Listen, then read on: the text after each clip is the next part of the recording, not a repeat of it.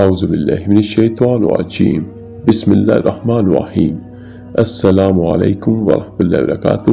میرے عزیز بھائیو بہنوں اور بچوں، ایسی بیماری جو گناہوں کو ختم کر دیتی ہے، جو گناہوں کو دھو ڈالتی ہے، آج کی اس ویڈیو میں حضرت علی شیر خدا رضی اللہ تعالیٰ عنہ کے ارشادات اور اقوال کی روشنی میں جانیں گے کہ حضرت علی رضی اللہ تعالیٰ عنہ اس بارے میں کیا ارشاد فرماتے ہیں کہ کون سی بیماری بندے کے گناہوں کی بخشش کا سبب بنتی ہے۔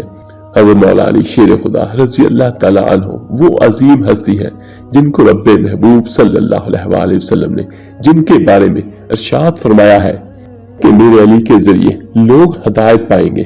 حضرت علی رضی اللہ تعالیٰ عنہ کا یہ واقعہ ہے، ایک شخص جو حضرت مولا علی شیر خدا رضی اللہ تعالیٰ عنہ کے پیچھے نماز کی ادائیگی کیا کرتا تھا، باجماعت مسجد میں آ کر نماز ادا کرتا تھا۔ حضرت مولا علی شیر خدا رضی اللہ تعالیٰ عنہ کے پیچھے جب نماز ادا کرتا تھا، ایک دن اسے بیماری آ گئی، بخار آ گیا۔ اب بیماری اس قدر شدت اختیار کر گئی کہ حضرت علی رضی اللہ تعالیٰ عنہ کے پیچھے نماز بھی ادا نہ کر سکا۔ چند دن گزرے، جمعے کا دن آ گیا۔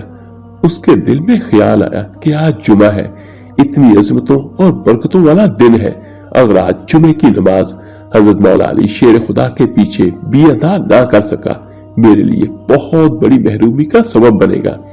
اللہ تعالی ہمیں بھی ایسا دل عطا کرے کہ ہمیں بھی ہر نماز مسجد میں ادا کرنے کی توفیق حاصل ہو، اور خصوصاً نماز جمعہ کے لیے تو بہت زیادہ اہتمام کرنا چاہیے۔ نبی کریم صلی اللہ علیہ وآلہ وسلم کا ایک فرمان ہے جس کا مفہوم کچھ یوں ہے کہ جمعہ دنوں کا سردار دن ہے اور جمعے کی اسلام میں بہت زیادہ فضیلت ہے۔ تو وہ شخص جس کے دل میں یہ خیال آیا کہ یہ تو میری بڑی محرومی ہے، اگر میں جمعہ بھی ادا نہ کر سکا، تو ایسا کرتے ہوئے اس نے کوشش کی اور وہ حضرت علی رضی اللہ تعالیٰ عنہ کے پیچھے نماز جمعہ ادا کرنے میں کامیاب ہو گیا۔ اور اس کے بعد وہ حضرت مولا علی شیر خدا رضی اللہ تعالیٰ عنہ کی خدمت میں حاضر ہوا۔ جب حضرت علی رضی اللہ تعالیٰ عنہ نے دیکھا تو ارشاد فرمانے لگے، اے شخص، تمہارے لیے تمہاری بیماری اللہ تعالیٰ نے تمہیں آزمائش میں ڈالا ہے، بخار آ گیا ہے۔ عرض کرنے لگا، جی ہاں۔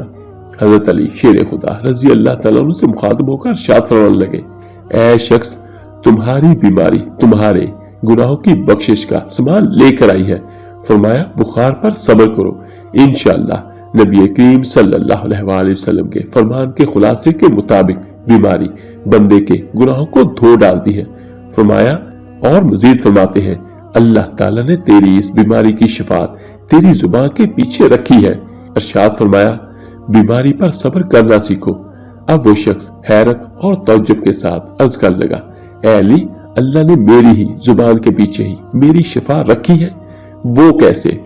تو اس کی بات سن کے حضرت علی شیر خدا رضی اللہ تعالیٰ عنہ ارشاد فرمانے لگے، اے شخص، اگر تم بیماری سے شفا چاہتے ہو تو نماز کی ادائیگی کے بعد مٹی کے برتن میں پانی لو اور اس پر 27 مرتبہ سورۃ الفاتحہ پڑھو، اور پانی پر دم کر کے جیسے ہی پانی پیو گے، انشاءاللہ اللہ تعالیٰ تمہیں تمہاری بیماری سے شفا فرمائے گا۔ اب غور کریں کہ ہم پر چھوٹی چھوٹی بیماری آئے، بخار آ جائے، اگر اللہ تعالیٰ آزمائش میں مبتلا کر دے اور وہ بندہ آزمائش پر صبر کرے تو اللہ تعالیٰ اپنی رحمت سے اجر بھی عطا فرمائیں گے۔ اور بخار کو، بیماری کو برا کیوں جانے، کیونکہ یہ بندے کے گناہوں کی بخشش کا سبب بنتی ہے۔ اسی طرح بخار آنے پر یا بیماری آنے پر یا چھوٹی چھوٹی سر درد ہو جائے تو نماز کو چھوڑ دیتے ہیں۔ ہم میں سے بہت سارے بھائی بہنوں کی یہ عادت ہوتی ہے، تو ایسا نہیں کرنا چاہیے، نماز کی ادائیگی کریں۔ اگر میرے بھائی مسجد میں جا سکتے ہیں تو یہ سب سے بہترین ہے، لیکن اگر خدا نخواستہ کوئی بیماری ہے، کوئی مشکل ہے، پریشانی ہے، تو گھر میں بھی ادا کر سکتے ہیں۔ ہمیں صرف یہ چاہیے کہ ہم اللہ کی بارگاہ میں 5 وقت کی حاضری لگوائیں۔